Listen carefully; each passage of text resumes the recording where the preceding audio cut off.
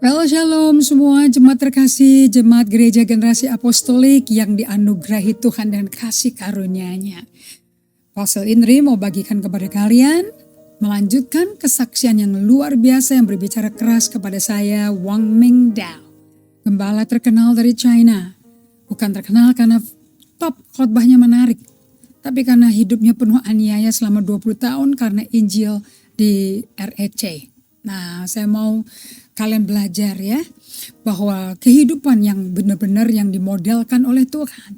Dan Tuhan mengundang Anda dan kita semua dan saya sendiri diundang untuk kembali ke tempat di mana Dia menanti kita, supaya kita bisa memulai tahun yang baru dengan ritme Tuhan Yesus yang baru bagi kita, yang sebetulnya Dia sudah hidupi selama 2000 tahun yang lalu. Dan selama 33 tahun Dia hidup di bumi, dari keluarga yang tak terkenal, lahir bersalin di tempat yang gak diketahui orang dan tidak kelihatan sama orang. Well, di Palungan, di kandang sapi, tempat parkirnya hewan traffic zaman itu.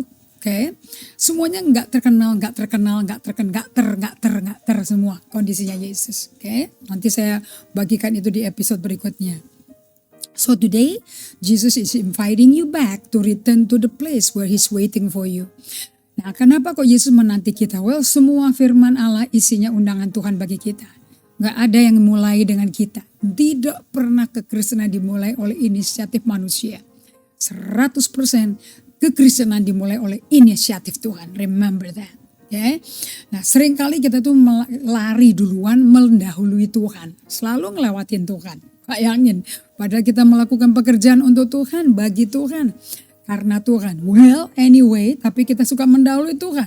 Nah, Wang Mingdao 20 tahun di penjara, yang dia sharing sama wartawan majalah Amerika terkenal itu adalah di tempat sel tahanan 20 tahun yang gelap dan penuh penyiksaan fisik seperti ini. I learn to get to know how to not live in a hurry. Saya belajar untuk gak hidup tergesa-gesa atau bergesa-gesa, saya terjemahkannya. Atau terburu-buru. Cepet, mau cepet kemana? Orang kita gak bisa kemana-mana, badan saya di sini terus, saya gak bisa buka pintu, saya gak bisa keluar kemana-mana. Nah, dia berkata, saya itu dilatih hidup tidak tergesa-gesa ini, karena saya gak bisa ngapa-ngapain kecuali berada di hadirat Tuhan. Akhirnya Wang Mingdao sadari, itulah sebetulnya kekristenan. So, pembelajaran ringkasan daripada interview tersebut membawa satu kunci pewahyuan yang menjadi terobosan bagi wartawannya.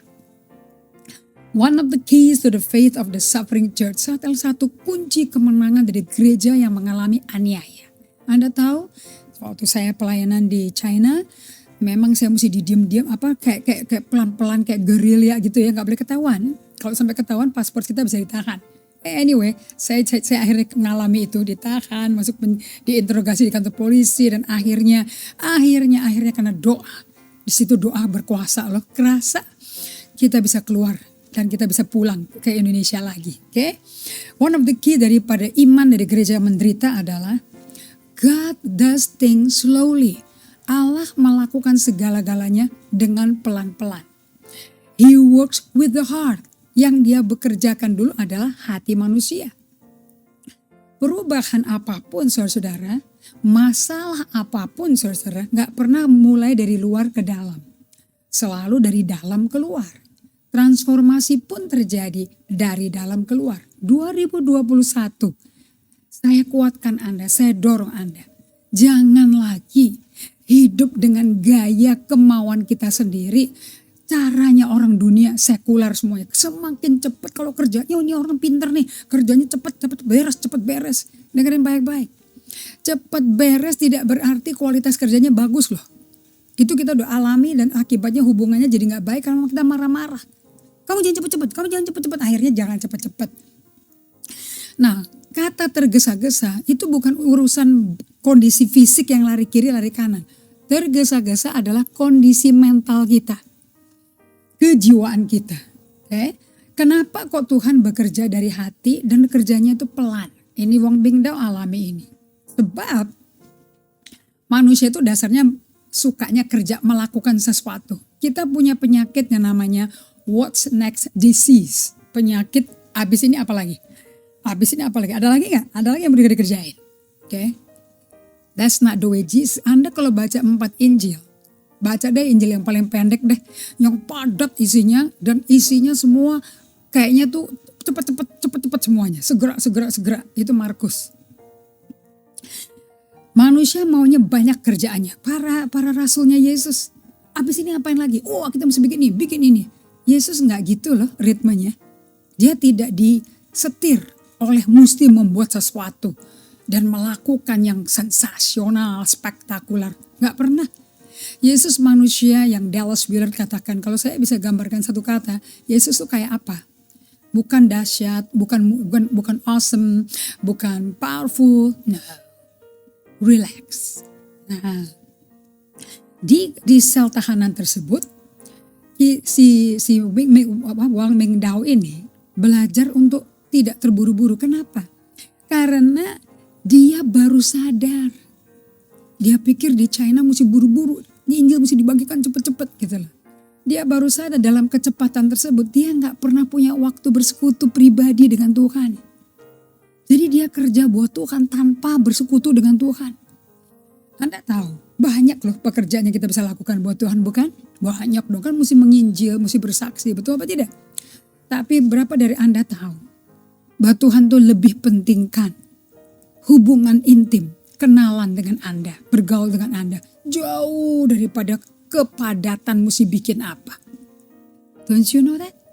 Anda yang menikah, Anda mau masak sebagai ibu rumah tangga, membereskan rapi rumahnya, masak yang sedap-sedap, pakaian rapi tersetrika. Anak-anak semua belajar luar biasa, berdoa, baca Alkitab, akademis luar biasa. Tapi saking sibuknya, padatnya, Anda gak punya hubungan loh. Anda gak bisa ngomong bergaul sama anak. Anda gak bisa bergaul dengan suamimu, dengan ART-mu, gak ada. Semuanya sudah diatur kaku semuanya. Akibatnya hubungannya hancur loh. Nah, demikian pula dengan Tuhan. Sebagai episode ini penutupnya, saya tanya pada Anda apa yang Tuhan tanya ke Weng Mangdao. When was the last time you have a time of communing with me? Kapan terakhir kali kalau kamu ingat, kamu punya waktu bersekutu intim dengan aku? Dan Tuhan berkata kepada dia, kamu tahu gak kenapa aku bikin Taman Eden? Eden artinya apa sih? Hadiratnya di situ. Kenapa kok hadiratku di situ? Karena persekutuan dengan Adam dan Hawa jauh lebih penting daripada ngurusin kebun itu. Tahun 2021, ingat satu hal ini. Tuhan minta, Tuhan yang minta, dia nangis nih. I need your fellowship and for a building, for a strong relationship, not your work for me. Tuhan berkati, pakai ini sebagai renung harian Anda. Dari Pastor Indri, dari Sweet Spot kami.